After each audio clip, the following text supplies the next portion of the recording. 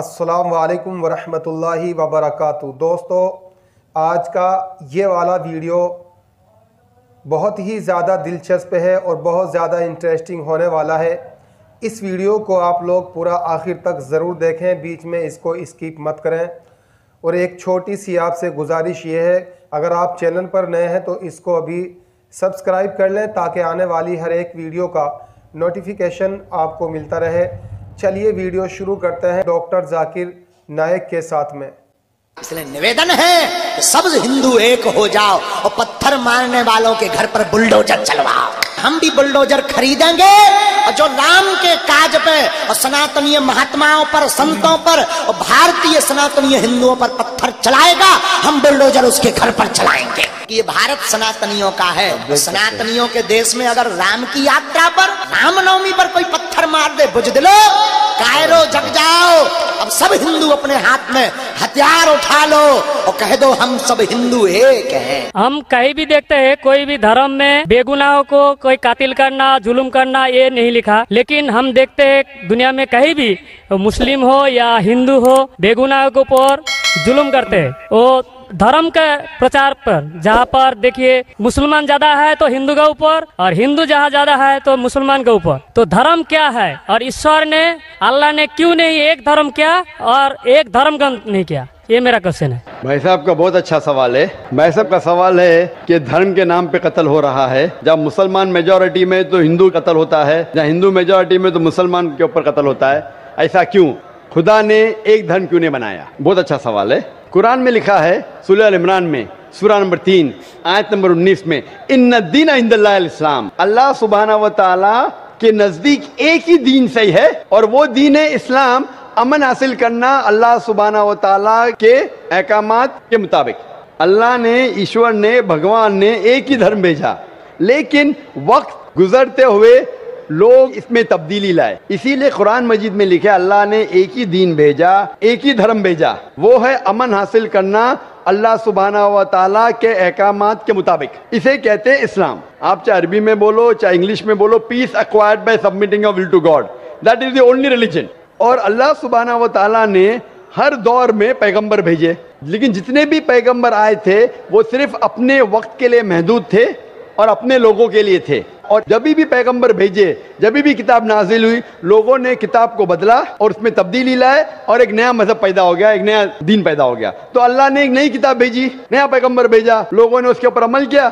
फिर चंद साल के बाद, 10 साल, 20 साल, 50 साल, 100 साल के बाद उसमें तब्दीली आए, लोग ने अपने फायदे के लिए उसे बदला और एक नया मजहब पैदा हो गया, एक नया धर्म पैदा हो गया। इस तरीके से अल्लाह ने कई किताबें नाजिल की और हमारे रसूल फरमाते हैं मोहम्मद सल्लल्लाहु अलैहि वसल्लम, अल्लाह ने 1,24,000 पैगंबर इस दुनिया में भेजे। लेकिन अल्लाह सुब्हाना व तआला ने आखिरी पैगंबर मोहम्मद सल्लल्लाहु अलैहि वसल्लम और आखिरी किताब, आखिरी वही कुरान मजीद 1400 साल पहले भेजी। और इसमें अल्लाह ताला फरमाते हैं कि क्योंकि ये आखिरी किताब है, ये सिर्फ मुसलमानों के लिए नहीं, सिर्फ अरबों के लिए नहीं भेजी थी, बल्कि सारी इंसानियत के लिए भेजी थी। और क्योंकि ये आखिरी किताब है, ये महदूद नहीं 10 साल के लिए, 100 साल के लिए, 1000 साल के लिए, जब तक क़यामत आएंगी उस वक्त तक के ये किताब सही रहेंगी। और क्योंकि मोहम्मद सल्लल्लाहु अलैहि वसल्लम आखिरी पैगंबर थे, वो सिर्फ मुसलमान या अरबों के लिए नहीं भेजे गए थे, वो सारी दुनिया के लिए भेजे गए थे।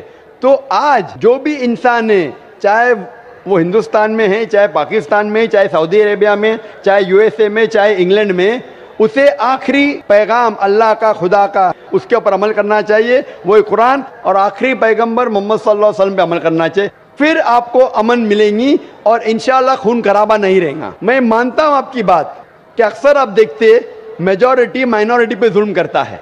मैं आपसे पूछना चाहता हूँ भाई साहब, इस किशनगंज में मेजॉरिटी मुस्लिम की है क्या हिंदू की है? सर मेरे को तो पता नहीं, मैं बंगाल से आया हूँ, किशनगंज के बारे में। किशनगंज का नहीं, लेकिन आज सुबह को जब हमारे हिंदू जितने इदारे के प्रेसिडेंट थे, चेयरमैन थे, वो कह रहे थे कि किशनगंज में 65% मुसलमान हैं और 35% हिंदू है।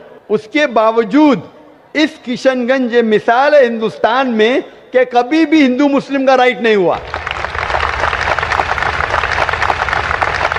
धर्म के नाम पे किसी मुसलमान ने कोई हिंदू को ना कत्ल किया, ना हिंदू ने मुसलमान को कत्ल किया। एक पॉलिटिशियन एमएलए साहब कह रहे थे खाली वोटिंग के टाइम पे कभी कभी होता है हिंदू मुस्लिम के अंदर किसको वोट देना, उसको छोड़ के कभी भी यहाँ दंगे फसाद नहीं हुए। तो ये मिसाल है कि मेजॉरिटी में होने के बावजूद आप देखते कितना अमन है। और आप खुशनसीब है क्या मीडिया ये अमन को खराब नहीं कर रही। मीडिया को पता चल जाएगा मुसलमान अमन से रह रहे तो आपके अमन और शांति को अशांति में बदल देंगी। सबसे अच्छी मिसाल है कश्मीर। कश्मीर में देखो क्या हो रहा है, मीडिया आप देखेंगे, मीडिया इतना उसके पीछे लग गई कि शांति को अशांति में बदल दी। तो मैं अल्लाह से दुआ करता हूँ कि किशनगंज का माहौल अमन रहे। आप मीडिया से बचिए, आप सही धर्म का पालन कीजिए, इंशाअल्लाह आपको अमन और शांति मिलेंगी। लेकिन आपके सवाल का जवाब ये है कि अल्लाह ने, ईश्वर ने, खुदा ने एक ही दीन भेजा है, वो है अमन हासिल करना। ईश्वर भगवान अल्लाह के जो भी अहकामात है उसको अमल में लाने के बाद, और हर इंसान अगर ये ढूंढे कि सही ईश्वर कौन है और उसका कहना क्या है तो इंशाअल्लाह दुनिया में अमन रहेगा। लेकिन कई लोग नहीं चाहते कि दुनिया में अमन रहे, इसीलिए वो देखते हैं इस हमारे हिंदुस्तान में, सारी दुनिया में हिंदुस्तान एक ऐसा मुल्क है जहां सबसे ज्यादा मजहब के नाम पे राइट्स हुए, दंगे फसाद हुए। और इसका मैं ब्लेम डालता हूं हिंदुस्तानी नागरिक पे ने, हिंदुस्तानी पॉलिटिशियन पे, क्योंकि अंग्रेज ने हमारे देश को बांटा। अंग्रेज आए थे हिंदुस्तान में तिजारत करने के लिए, लेकिन हम पे हुकूमत की। उनकी पॉलिसी थी डिवाइड एंड रूल, हिंदू मुस्लिम को डिवाइड किया और हम पे राज किया। अंग्रेज तो चले गए, अपनी राजनीति छोड़ गए पीछे। इसीलिए मैंने एक तकरीर किया इस टेररिज्म मुस्लिम मोनोपोली, और कहा जितने भी आप दंगे फसाद देखेंगे दुनिया में, जितने भी टेररिस्ट एक्ट डायरेक्टली और इनडायरेक्टली कहीं ना कहीं पॉलिटिशियन का हाथ है। चाहे बाबरी मस्जिद लो, चाहे गुजरात लो, चाहे 9/11 लो, चाहे अफगानिस्तान लो, चाहे इराक लो, चाहे पैलेस्टाइन लो, ये सब में राजनीति का हाथ है। लोग चाहते हैं कि हमारे वोट बैंक में लोग हमें वोट दे, तो सबसे आसान तरीका है कि आपस में लड़ाओ मजहब के नाम पे। नहीं तो आमतौर पे मैं समझता हूं हिंदुस्तानी जो नागरिक है, हिंदू और मुस्लिम, माशाअल्लाह आपस में अमन चाहते, आपस में एक दूसरे से प्यार करते। लेकिन इस शांति, इस अमन को अक्सर कुछ लोग अपने फायदे के लिए इसको तोड़ना चाहते हैं, इसको भ्रष्ट करना चाहते हैं। इसीलिए आप देखते कि ये राइट्स होते हैं। अल्हम्दुलिल्लाह किशनगंज एक मिसाल है, और मैं दरखास्त करूंगा किशनगंज के पॉलिटिशियन से कि इस अमन को इंशाअल्लाह बरकरार रखे। आप हक पे रहो, आपको वोट मिलेगा। यहाँ नहीं मिलेगा, ऊपर तो सीट मिलेंगी। मैं हमेशा पॉलिटिशियन से कहता हूँ आप हक पे जमे रहो, चाहे आपका नुकसान हो। यहाँ सीट नहीं मिलेंगी, ऊपर तो मिलेंगी। ये सीट तो टेम्परेरी है, ये सीट आपकी दुनिया की टेम्परेरी है। कितने साल जिएंगे आप? 50 साल, 60 साल, 80 साल, कितने साल जिएंगे? ऊपर की तो परमानेंट सीट है ना।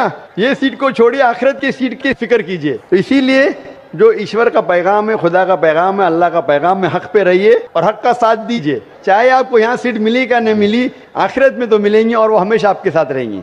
दोस्तों, वीडियो कैसा लगा, आपकी क्या राय है, कमेंट बॉक्स में ज़रूर बताना।